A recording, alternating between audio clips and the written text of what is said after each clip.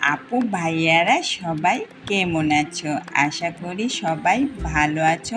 আলহামদুলিল্লাহ আমিও ভালো আছি। আরটি নিউ ব্লগে সবাইকে অনেক অনেক শুভেচ্ছা জানাই। সবাই অনেক ভালো থাকো, সুস্থ থাকো এই কামনাই করি।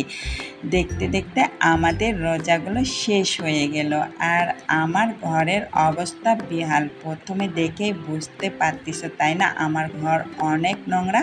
হ্যাঁ, আমার ঘরগুলো অনেক নোংরা হয়ে গিয়েছে, কারণ আমি কয়েকদিন ধরেই আমি ঘরগুলো গোছাতে পারি নাই। কারণ এক সপ্তাহ ধরে আমার মার্কেটে যেতে হয়েছে, আর আমার ফ্যামিলির সদস্য সংখ্যা অনেক বড়, তার জন্য ওর কেনাকাটা করা একদিনের পক্ষে সম্ভব না। আর রোজা থেকে প্রতিদিন আমি একটু একটু করে কেনাকাটা করেছি। প্রায় কেনাকাটা করতে করতে প্রায় আমার এক সপ্তাহ লেগে গিয়েছে, আর সবার জন্য টুকিটাকি একটু একটু করে অনেক কিছু কেনা পড়েছে।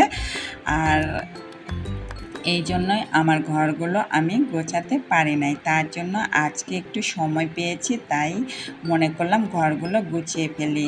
আর আমার ঘরগুলো অনেক নোংরা হয়েছে, অনেক ধুলা পড়েছে, কারণ আমার বাসাটা একটু নিচতলা, তার জন্য আমার ঘরে অনেক ধুলা পড়ে। আর আমি চাদরটা চেঞ্জ করলাম না, কারণ আমি চাদর 2 দিন আগেই ফেলেছি, আর সামনে ঈদও চলে আসলো। আমি একবারে নতুন চাদর ফেলাবো, তার জন্য আমি আর এই চাদর চেঞ্জ করলাম না। আর চাদরটা আমি গতকালই এটা ফালাইছি তার জন্য।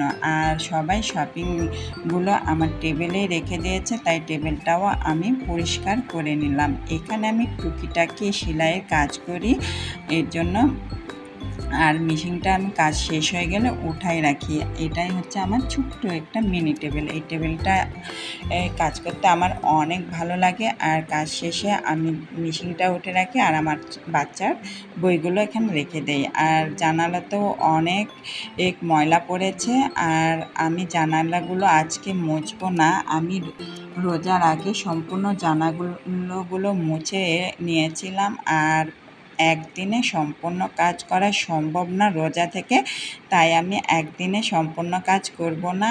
আমি জানালা, তারপর ফ্যান, এগুলো আমি আর একদিন মুছবো। আর আজকে আমি শুধু এই ঘরগুলোই পরিষ্কার করে নিলাম, একটু ঝাড়াঝুড়া করে নিলাম, করে এই সম্পূর্ণ এই যে আমার ঘরেও একটু ময়লা পড়েছে উপরে। আর এই মাকড়সার জালগুলো আমি প্রতিদিনই পরিষ্কার করেও মাকড়সার জালগুলো আমি সরাইতে পারি না। মাকড়সার জালগুলো প্রতিদিনই আমার ঘরে নোংরা করে। আর আপনার ঘর তো অবশ্যই এই মাকড়সার জাল আর তেলাপোকা, টিকটিকি, এই 3টার হাত থেকে রক্ষা পাওয়া মনে হয় অনেক কঠিন। আর আমার এই ঘরটা পুরোপুরি কমপ্লিট হয়ে গিয়েছে গোছানো।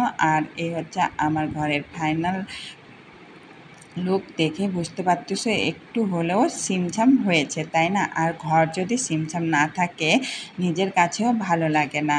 আর আমার ঘরটর আমি একটু পরিষ্কার পরিচ্ছন্ন রাখারই চেষ্টা করি, কিন্তু এই কয়েকদিন ধরে রোজা থেকে বাইরে থেকে এসে আর ঘর মনে পরিষ্কার করা আমার পক্ষে অনেক কষ্ট হয়ে দাঁড়াতো, তাই আমি এই ঘরের পিছনে আমি হাত দিই না। আজকে সময় পাওয়ার জন্যই এই ঘরগুলো আমি গুছিয়ে নিলাম।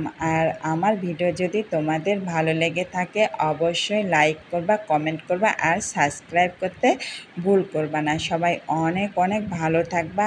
আর আমার এই ছোপার কুসুমগুলো নষ্ট করে আমার ছেলেরা, ওরা এসে এখানে বসে গুদুমোচ্চ করে মোবাইল দেখে, আর আমার এই ঘরটা নোংরা করে দেয়।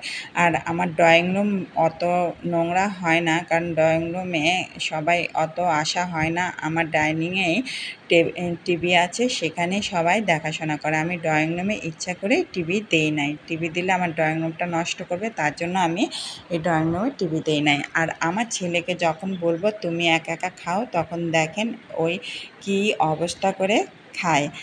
আর সবাই অনেক অনেক ভালো থাকবেন, সুস্থ থাকবেন।